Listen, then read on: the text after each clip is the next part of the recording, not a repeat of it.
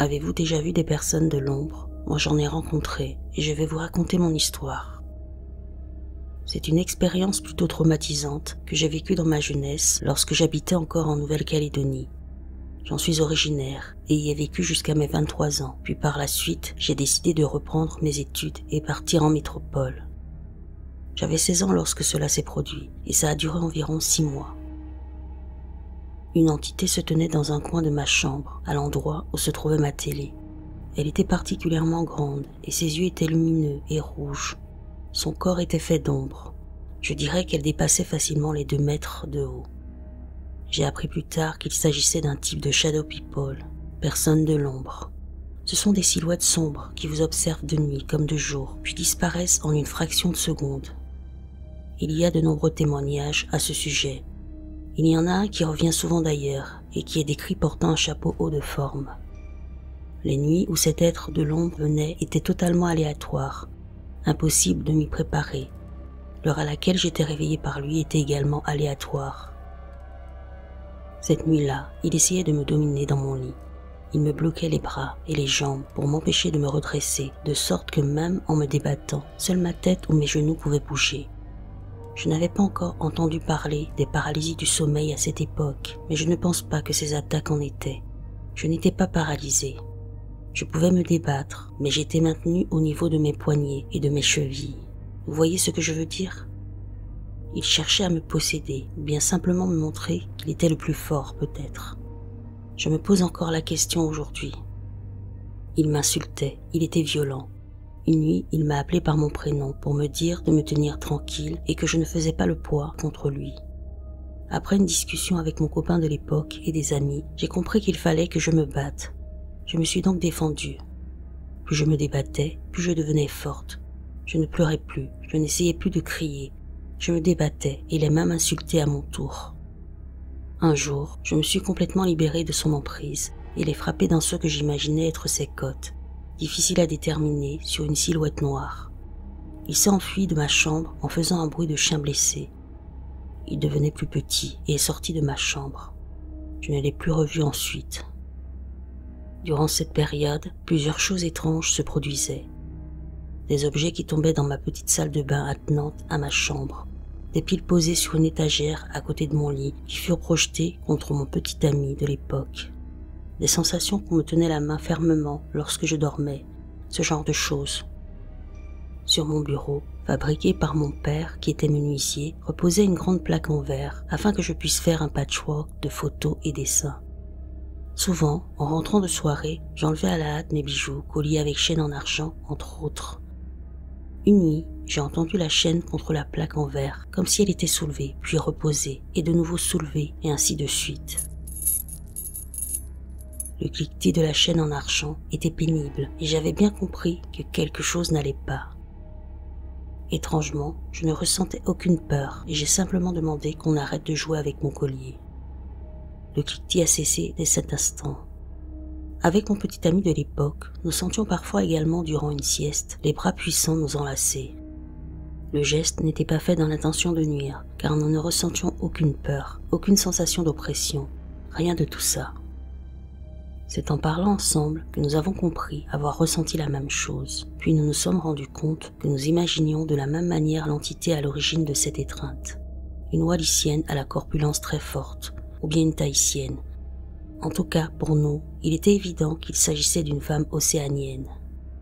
Parfois, mon copain, toujours le même, nous sommes restés ensemble presque 3 ans, voyait des choses vaporeuses et blanches volter au-dessus de mon visage lorsque je dormais. Il me disait aussi avoir vu à 2 reprises un homme vaporeux à tête de faucon se tenir derrière moi. La seconde fois où il l'a aperçu, l'homme-créature était plus près de moi que la fois précédente.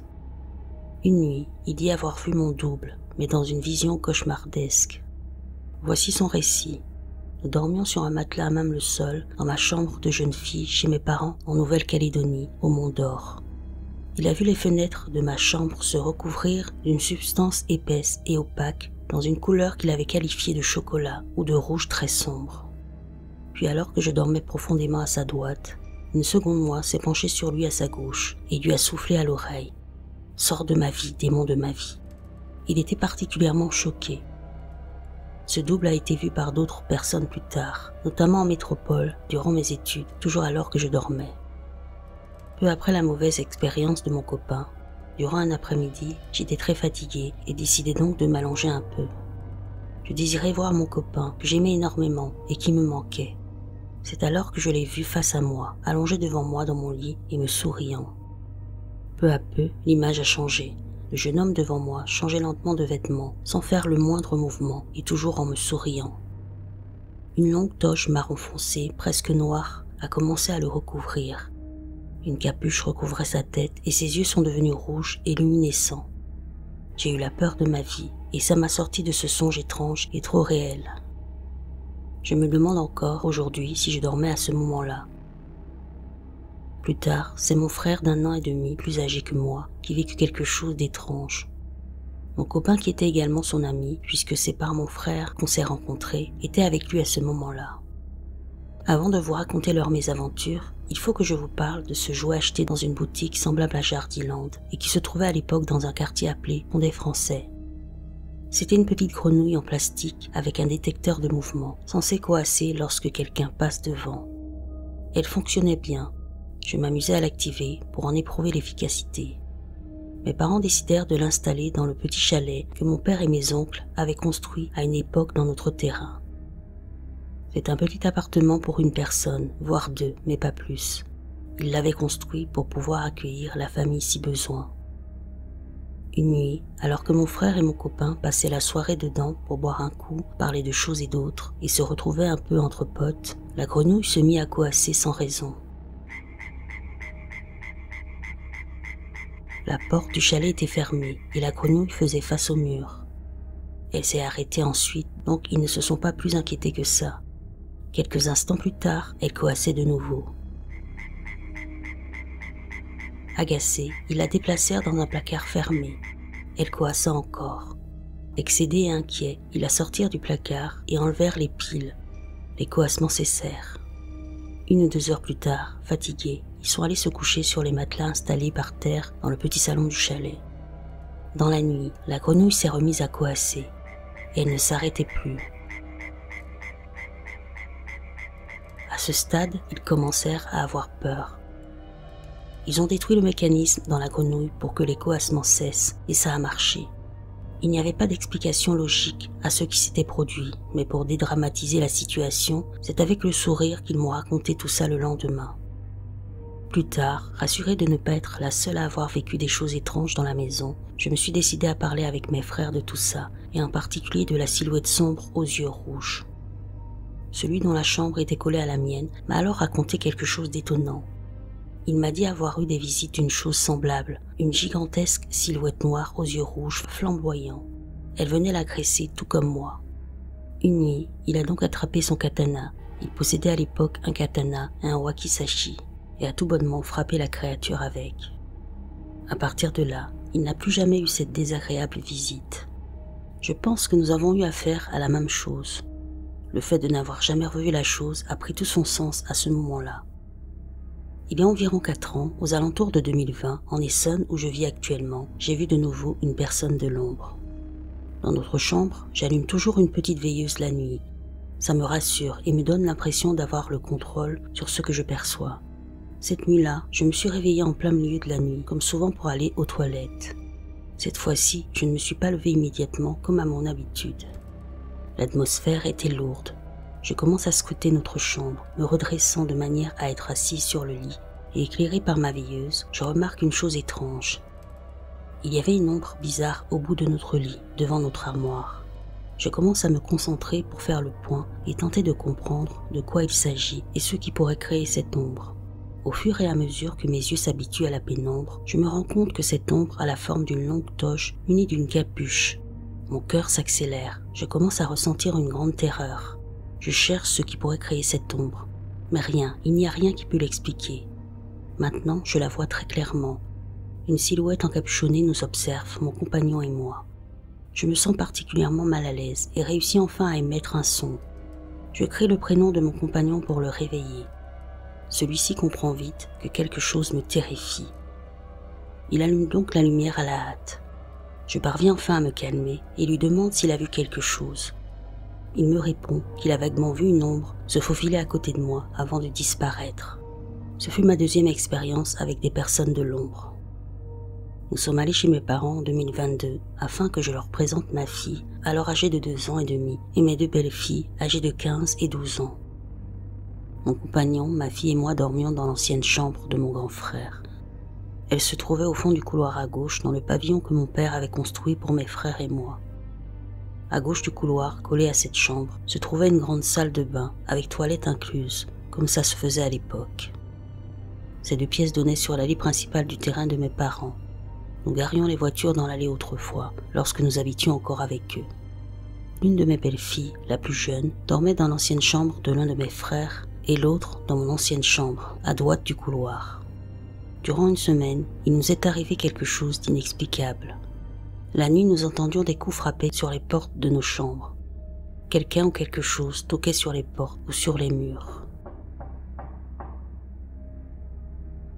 Une nuit, j'ai entendu les coups très clairement, car j'étais bien réveillée.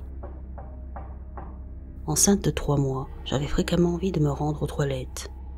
Quelques coups furent portés sur une porte ou un des murs du couloir. J'ai pensé qu'il valait mieux vérifier d'où cela pouvait venir, au cas où ça finirait par effrayer les enfants. Je suis sortie de la chambre et je suis allée voir mes belles-filles chacune à leur tour afin de m'assurer qu'il ne s'agissait pas d'elles. Elles dormaient toutes 2 profondément. J'ouvris donc la porte coulissante en bois qui nous séparait du salon et de la chambre de mes parents. Mon père étant très âgé et ayant subi une opération lourde, j'ai supposé que ma mère avait peut-être eu besoin de nous sans oser nous réveiller. Mais non, toutes les lumières étaient éteintes et la maison était silencieuse. Pour avoir vécu de nombreuses choses inexplicables là-bas, je gardais en tête qu'il était possible que je ne trouve aucune explication à ce phénomène. J'avais une petite boule au ventre en songeant à tout ce que j'avais vécu, mais j'étais mère désormais et je devais surmonter ça. Après mon passage aux toilettes, je retourne me coucher et m'endors enfin dans un sommeil de plomb. Le lendemain, je raconte ma mésaventure à mon conjoint en tentant d'être la plus discrète possible afin de ne pas effrayer mes belles-filles. Malgré mes précautions, la plus âgée m'entend et décide de nous rejoindre dans la conversation. Elle nous confesse avoir entendu des toc-toc sur la porte de la chambre qu'elle occupe. Ça s'était produit la veille ou l'avant-veille. Ça l'avait tellement effrayée qu'elle n'osait plus faire un geste. Plus tard dans la journée, lorsque nous étions sûrs d'être seuls sur la terrasse, mon compagnon décide de me parler de la fameuse nuit où je suis sortie pour aller aux toilettes. La nuit où j'ai cherché l'origine des coups. Il s'est levé peu après moi pour aller aux toilettes également. Il avait du mal à dormir à cause de la musique. Une fête se déroulait non loin dans le voisinage. Je me rappelais vaguement avoir entendu de la musique en effet. Il me disait que les bruits des basses sont allés en s'accentuant. La musique était devenue plus forte et franchement gênante. Il n'arrivait pas à comprendre comment je pouvais si bien dormir. Il me décrivait cette musique comme étant désagréable et dérangeante. Quelque chose dans celle-ci créait un malaise chez lui. Quelques minutes avant minuit, il a commencé à entendre les cris d'une femme. Il ne savait pas bien si elle criait de terreur ou si elle criait pour faire écho à la musique. C'était très confus et inquiétant. Il s'est même demandé s'il ne devait pas appeler la police pour qu'elle intervienne. Il m'a confié que les cris lui ont même rappelé un moment un animal que l'on égorge. C'était terrifiant. Les chiens du quartier aboyaient à la mort, même le chien de mes parents semblait alarmé.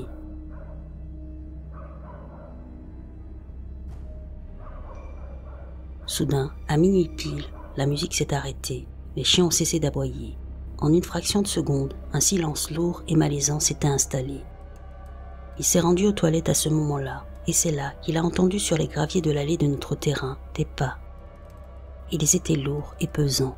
Il lui a semblé que les pas appartenaient à un gros chien. Avec le recul, il en est même certain. Soudain, il entendit des grattements sourds contre le mur extérieur en bois du pavillon, juste en dessous d'une des 2 fenêtres de la salle de bain, comme si quelque chose faisait ses griffes sur les lattes en bois du pavillon. Il ouvrit le petit Velux et tenta d'apercevoir quelque chose, mais il n'y avait rien, et les bruits se sont tus. Le pavillon est surélevé par rapport à l'allée, car il a été construit sur un plateau à 1 mètre plus haut que l'allée. Ainsi les fenêtres de la salle de bain se trouvaient à plus de 2 mètres du sol en gravier. De fait, comment cela était possible? Comment un animal aurait-il pu faire ses griffes aussi haut? Cela n'avait aucun sens. Ce qui est certain, c'est que durant cette semaine, Il s'était clairement passé quelque chose d'inexplicable et d'effrayant. Mon compagnon maintient encore aujourd'hui ce qu'il a entendu cette nuit-là, et pour lui, il y avait vraiment quelque chose dans l'allée. Une entité, une créature peut-être, et elle terrorisait tous les chiens du quartier.